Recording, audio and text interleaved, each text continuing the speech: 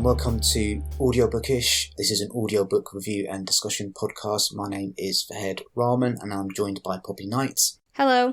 And we're going to be discussing Unfortunate Stars by Susan Lanigan. Poppy, do you want to read out the blurb to the book? Yes, so Czechoslovakia, 1938. Friedrich Pflommer, a married man with 2 children, has fallen hopelessly in love with the most unsuitable person possible, the young, volatile Kai, an exchange student living under his own roof. As Nazi forces gather on the border, Friedrich is playing a high-stakes game and risks losing everything. France, 1915. As a young lieutenant in wartime, Friedrich is badly injured during a failed counterattack, but a meeting with an Englishman during battle changes the course of his life. Unfortunate Stars is a short story of romantic love and deep friendship between men, of what it is to surrender to our own truth and to live that truth even in the hardest of circumstances. And the author is Susan Lanigan. Susan graduated from Trinity College Dublin with a degree in English and History in the late 90s, and then pursued a graduate diploma in IT in Dublin City University and a master's in writing at NUI Galway. Her first novel, White Feathers, A Tale of Passion, Betrayal and War, was selected as one of the final 10 in the Irish Writers' Centre Novel Fair 2013 and published in 2014 by Brandon Books. The book won critical acclaim and was shortlisted for the UK Romantic Novel of the Year award in 2015.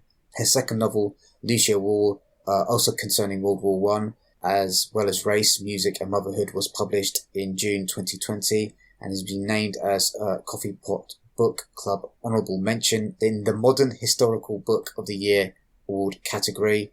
And yes, so I think this book that we're discussing today, Unfortunate Stars, is vaguely connected with White Feathers. They share a character. Thank you to Susan for generously sending us a review code for the book. Yeah, thank you. The novella itself is only an hour long, and so I didn't really know what to expect when I listened to it. Do you want to give your kind of brief thoughts first? Yeah, sure, I can do. So similarly, I didn't really know what to expect, and I hadn't read this blurb before I went into it. I think I went into it pretty fresh. I think I knew it was a wartime book, and I think that's kind of all I knew when I first listened going into it. And I don't actually know if this blurb really captures what I think it is, really, because, you know, all these things in it are true, but these kind of things about, like, high-stakes game and stuff, like, yes,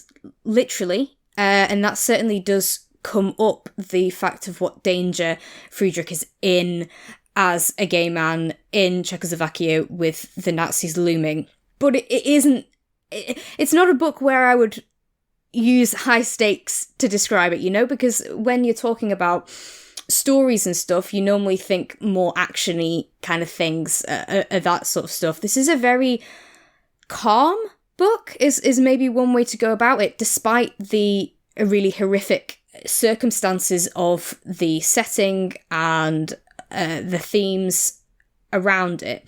Maybe I'm blabbering a little bit, but yeah, it is a calm book. It is a story where you start off, you are with Friedrich and Kai, and they are in each other's embrace, and you have some discussion of them and this relationship they've kind of just fallen into. But then you are taken through Friedrich telling Kai about his experience in World War I, and specifically this bit that it says here, when he met an Englishman, and the situation around that, and you cut back to him with Kai, and it is something that we'll probably speak more about. It really, I do think, lends itself well to the audio format, because it has got this thing about telling story. It's about recalling, which is really interesting. I'm not massively often into historical books that are based in World War times, either one or two, really, because it's a really difficult thing, you know? War is horrible.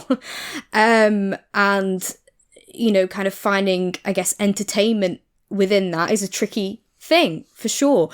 But some stories do it really well, and I do actually think that this one does it well. It's difficult to listen to, I think, but has a really interesting tone that keeps you really engaged throughout the whole thing. Bit of a strange, vague overview, but there you go. That's my thoughts to start. Yeah, I really enjoyed this, and I think you should definitely go out and purchase and listen to it. Mm-hmm. So there are a few things that kind of hooks me into the book. I think one of them is Greg, apologies for the pronunciation of his name, is Greg Patmore's narration is absolutely fantastic. He's got, I'm not sure I've come across a voice that sounds quite like his one. Really unique sounding voice. One of the things that kind of runs through this book for me is kind of like this thread of like sadness about time wasted, and he really captures the sadness and the pathos of that, of kind of people being forced into really difficult circumstances, whether that's been through war or societal pressure. And there's a lot of accents in this book. There's Latin plays quite a big part at a certain point as well. So like his pronunciation of the accents and the Latin and stuff like that is really excellently done. And so that's kind of the things that hooked me into it. I'm a little bit more into World War stories than perhaps you are, but I wouldn't. This is a story set in the World War rather than being a World War story, if that makes sense.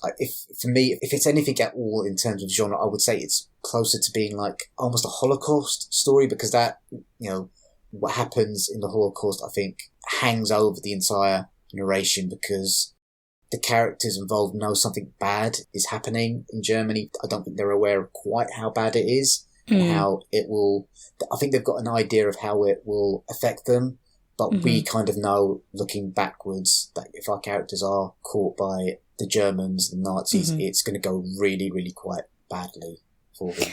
Definitely, yeah. I mean, so that is the crux of this, in that it's kind of, I guess, the place that the book is planted in, and certainly where you start off and kind of where you end, or maybe get into the why that's a kind of, but is in between the two world wars. The characters having some idea of stuff coming, and obviously us having more knowledge. And yes, certainly the treatment of gay people in that time, the pink triangles and concentration camps, and a very, very dangerous time to be attracted to people of the same sex, isn't actually part of the book, but transgender people as well, kind of in the extra chapter at the end, the author's note, it is talked about how it's the treatment of those groups of people together, absolutely horrific. And yeah, that is looming over the entire book, certainly, but also because I guess it doesn't actually feature yet, even at the end there is some awareness of what is to come. That's how I'll phrase it. Yeah. But for most of the book, that hasn't happened yet. That isn't the situation. Obviously, you still have, early 1900s attitudes regardless, but not in quite the same way as obviously how the Holocaust and World War II then affects it. You also just have the, in general, ideas around homosexuality, which I think is a good theme to start off on, I guess, because it is a huge part of it, of our discussions. Because I found it really hard listening about basically the hatred Friedrich kind of had for himself, of having these feelings of love towards men. And I do find that really sad, that anyone at any time has had to feel that about themselves, and what is just such a natural and wonderful feeling of what love is, to have that shamed either externally and certainly internally is really hard to listen about. And especially knowing that, yes, that was a thing then, but also then considering, wow, there's people that think that now, So yeah, and I think this main encounter with this Englishman has a lot about war and how the two of them are struggling with war, how war affects soldiers, how you get over this idea of enemies, but also we're just people. Why are we killing each other? You know, there's definitely that theme as well we'll probably come back onto. Yeah. But this idea of him sort of, it's sort of a spoiler, but we kind of have to say, because he talks about his sexuality to the Englishman, and his reaction to it is more, I think, what we would hope for, you know? Yes. I think that was an extremely, I think it's the moment kind of the book is built on, really. That you know, kind of the amount of courage it took for him to kind of reveal that to, I believe the character's name is Christopher, and kind of Christopher's kind of subsequent reaction. Yeah. I think is like, for me, is kind of like the most beautiful, well, I don't know if beautiful line in the book, but certainly one of the most powerful line in the book, and kind of like, he kind of says to Christopher, you can't understand how much, you know, it took everything for me to say that, to reveal that information to you.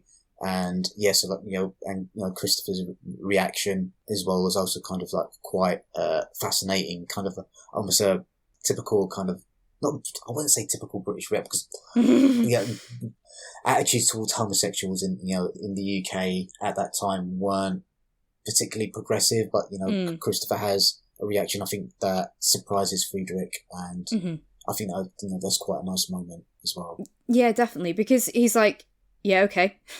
And I agree with you. I think it is beautiful and powerful, and I think that's amazing. But I think it's also good that you do get Friedrich's less than pleased reaction with that, you know? Because to him it is such a big, massive deal, and that is an important thing to consider. And as I'm saying, even now, I think it's best when it is sort of just like, and, you know, that's the way life is, and we're all accepting, and it's not a problem. It isn't a big deal because it doesn't need to be, because there doesn't need to be the barriers, that kind of idea. But also you can understand why someone who has faced those barriers, external and internal, to then really build up to this thing, to then have it not really acknowledged, you can also see how that doesn't feel like a great reaction, you know, certainly in that moment anyway, when you're expecting more, or you don't know what to expect, but you're certainly not expecting nothing, you know? You've sort of geared yourself up for the worst, and then when the worst doesn't happen, but neither does what you might think the best of any sort of fanfare either way, it is a weird reaction that, I think a lot of people do have to deal with, usually not while on a stretcher in the middle of World War One. Speaking in multiple Latin. Different languages. Exactly. Latin you're trying to remember from school and stuff. But it is something that is a much more common experience than that, you know? That's just being put in a different situation. And I think that was really well done in the book. I found that, you know, their struggles to communicate with each other was them trying to find a common tongue. I felt was like a really good section. Yeah, exactly. I mean, if you needed to convince me to listen to it, you should have just said it's got interesting meta stuff about language. Yes. And it also kind of plays around with the idea of stories within stories, because he's recounting this passage to, well, you know, this memory to his lover, and then kind of like playing around with kind of like the ideas of memories. And I had certain questions about how true some of the stuff in his memories were, because like it also kind of does bring up the idea of post-traumatic stress disorder, which can have an effect on how you recall things as well. So I think that, you know, there's a lot in there. I just want to quickly talk about the quality of the writing in this. I thought it was absolutely superb, and I'm not really into historical romantic fiction, but the quality of the writing here, I'm probably going to check out her other novels and read them. Nice, I think this is the only one of her books at the moment that's available as an audiobook. She's got quite an interesting blog on her website about why that is. I think she kind of does a lot of self-publishing at the moment. And I would definitely be interested in checking out her other work as well.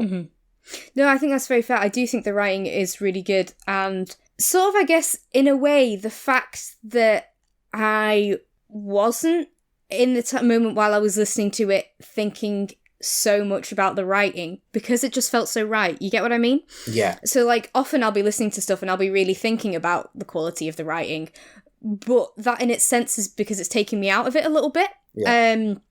Whereas I didn't feel taken out of it in this. I do think it's really good. I think it's really powerful. I think like the certain moments that we've talked about, like I said, and also just in general, I think it is written really well. It is really enjoyable. And as I say, it's a setting that has to work hard for me to like it, harder than a lot of things. And yet I do think it was really worth it for this. I also think, echoing back to what you were saying, that Greg does a really good job of reading it, because maybe similarly with the subject matter, I don't know how much I would have sat down and read it, and that isn't an insult on the writing or the story at all, more just my own tastes. But that experience of it being told to me through Greg, who does a fantastic job, was really good. I've ended up listening to it twice now, because I listened to it a while ago when we first got the copy, and then again just before we're chatting now. And yeah, I mean, I'd already heard it. I already knew it was going to be a hard listen, and yet I was willing to go back into that space and be absorbed by it again. As you say, really good writing. I think the narration is really good. As you say, he does accents and moves between them really well, but also his own narration voice is really good and really compelling. And as you say, has that emotion in it that really maps with the words. And yeah, like I say, I think it matches audio well, because as you say, it's about storytelling. We certainly don't imagine that what we're hearing is verbatim what Friedrich's telling Kai. Yeah. We don't. And it's even talked about in the narration about how it describes, I can't remember exactly what the line, but it describes the telling. You know, it describes how Friedrich is, and he says it kind of in parts and broken or whatever. We're not imagining that we are hearing it as he's telling it, and not in that kind of oral way. It's not like, it's not recreating that. But we still have that idea of we are being told a story, we are being let into somebody's world. And I guess even more so, we're going deeper into his head, because we have this omniscient narrator rather than, you know, how he's telling Kai. We get even more emotion than what Kai's getting, just in a different way, by going really deep into his psyche with it. And I think that is just really fantastic. And it really is that just slice of, a time. It's a moment. It's a real experience, this book. I think it is, you know, the phrase you use there, kind of a slice of time, you know, a moment in someone's, or moments in someone's life. I just want to quickly kind of bring up another thing about Greg's performances. The way that he captures the essence of each of the characters, because there's only free spoken characters in the book, and the way he kind of subtly changes his voice to kind of capture Kai's youthful, I was just going to say exactly the same thing. And kind of like both the kind of the weary tiredness of both Friedrich and Christopher as well, but they're kind of like Christopher's slightly more desperate. He's got a more desperate tone to the way that he does that performance, where Friedrich is just kind of like exhausted and tired. And I really liked that aspect of Greg's performance. Yeah, no, definitely. I completely agree. As I say, I was going to say the same thing about Kai. Part of the book is that he is very different. You know, he's from a different time. He's 20 years younger than the other two men that are in it, though probably a similar-ish age, I guess, as they are in the flashback bit. Yes. But not having gone through war and seen all of their friends die and all sorts of things like that, the sort of thing that must age you. Yes. And so that he is very set apart in that. And then, like you say, the foreshadowing of us knowing what is to come for him, in that the Second World War is looming there as well. Yeah. And with this, so going to what you'd said about that flicking in time and memory and what's reliable and what's not, because I think you can't, if you have read it or listened to it, you can't think about this book and not think about Slaughterhouse-Five. Have you read that or listened? I've listened to Slaughterhouse-Five, and it was, I'm not really too sure I understood what was like happening. I think that's the point of Slaughterhouse-Five. It's kind of like, how the aliens, and then well, can we do spoilers for Slaughterhouse? Read Slaughterhouse-Five, and it's kind of like you don't know how much of this is like reliable. Stuff. That's the whole crux of it. And as you said about like post-traumatic stress, there's definitely some of that put into Slaughterhouse-Five. It's a book that I did at uni that I read and studied for that, and I'm not aware of what audio versions are out there, I'd be intrigued. What version did you listen to? Who narrated? Do you know? Gosh, I can't remember off the top of my head. I borrowed a version from my from my library. I can't remember who. No, that's very fair. Yeah. Well, I think I might have to go and investigate on that, and I'm sure there are some really good ones available. I just personally can't recommend. But yeah. That book has this idea of memory and moving between time, and certainly at the end of this one, you definitely get that kind of a nod to that, I feel like. And even this moving back into the wartime, those moving between those two places feels very much like that. Not a copy in any way, but inspired by, in a really good way, because it gets to pull on all of that, all of the baggage that comes with that book. It gets to incorporate into it, I think. Yeah. And also just the tone of it. One of the things that's difficult with war stuff is that often glorification of a really horrible thing, in which Slaughterhouse 5, as an anti-war book, tries very hard to not do. Yes. And I think this as well, it really doesn't glorify any part of it at all. Yeah. It also doesn't, in the opposite way, it doesn't like try and shock you with how terrible it is. Yeah. It gives you a very plain, kind of realistic look. Yeah. But obviously the reality is horrible.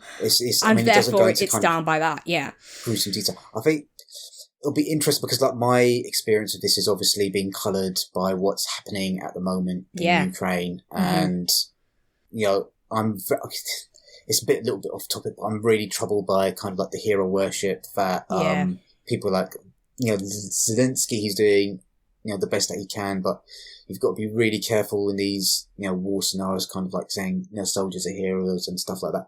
They're doing something that's pretty horrible. And World War One and World War Two were really horrible. And so just, I'm just, you know, at the back of my head, I'm just thinking how, because that's going on over there at the moment, has that affected how I experienced this audiobook as well? But yeah, it's, I really enjoyed it. I think Susan has written a superb novella. I think it's quite brave that she's had the discipline to keep it as a novella. I know a lot of authors would have been kind of tempted to write this into a much longer story. I think it's the perfect length.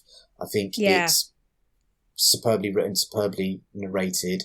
And please do go check it out. And this is coming from someone who doesn't usually read historical, homosexual, romantic fiction. So it had quite a lot of bars for me to kind of like cover.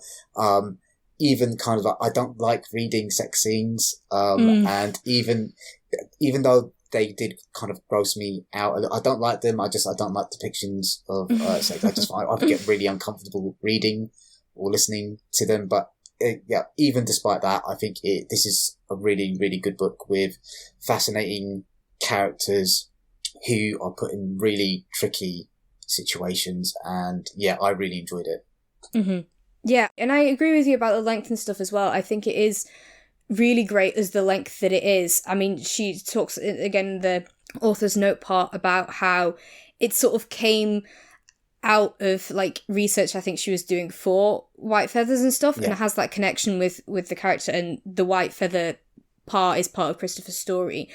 And in some ways, I guess you can kind of see it as a little addition to that. But on its own, I think, it works that it's that length. Like I said, it was an experience. And certainly in the audio, it is an experience. And even though it's only that short, you feel like you've been in it for longer. It's one of those really magical things where you only spend an hour and a bit of your life in it, and yet it feels like it's a huge epic. It really is written extremely well to do that, to fit so much into that small thing. You don't feel like it wasn't much, you know?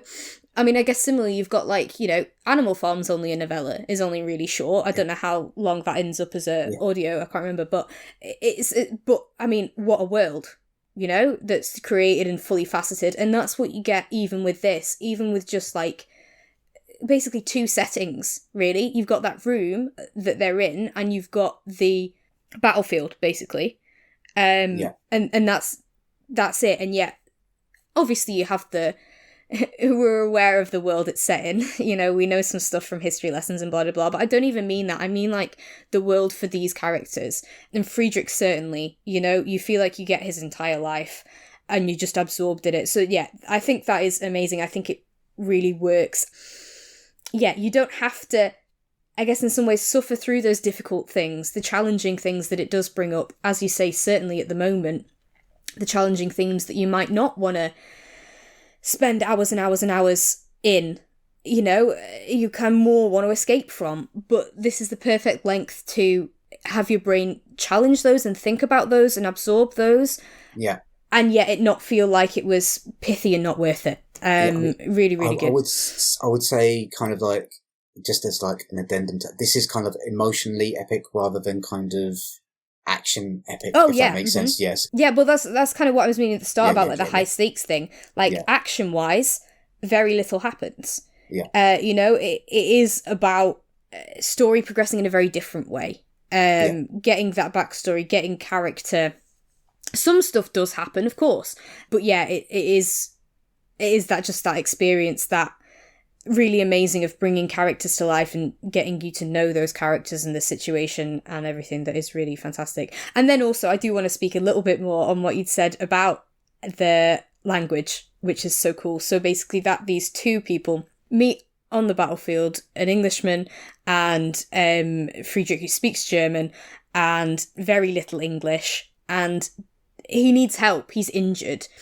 And that, in some ways, that's his main focus, is to communicate to this person, please help me, and turns into much more than that. And the connection that they end up having for the fact that they both know some Latin, and using that sort of lingua franca to communicate with each other, as well as interspersed with some English from both of them and some German from both of them, is really, really interesting in a sense if you're like me and you're really interested in language and how that works linguistically and socially, and how that can then be written in the book, because you do have those tags of he said in German, he said in English, and I think Susan does a really, really clever way of doing that.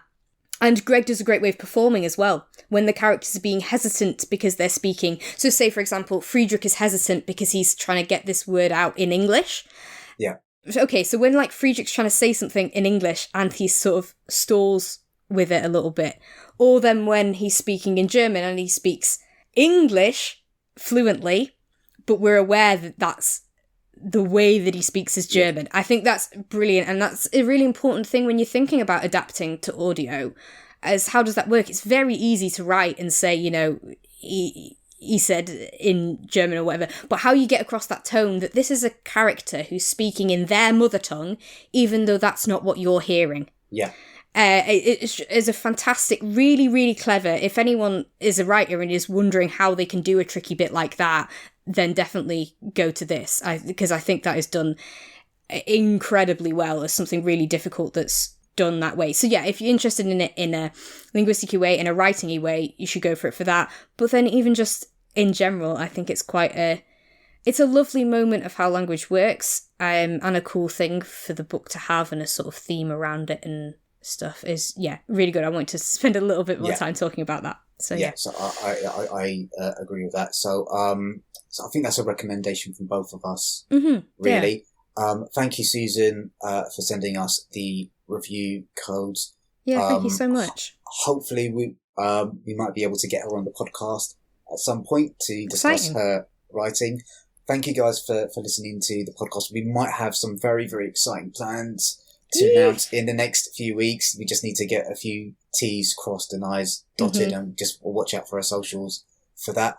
Please continue supporting the podcast by leaving reviews and ratings wherever you find us. And you can also support the podcast by donating in the tip jar. Any final words, Poppy? No, I don't think so. I guess also authors, we've now had a few where authors have reached out to us with their books and we've thoroughly enjoyed listening to them and otherwise wouldn't have. So yeah, definitely if you have something that you would like us to review, please do get in touch. And I think we'll be really grateful for it. So yeah. Cheers. Okay, thank you guys. See you later. Bye. Bye.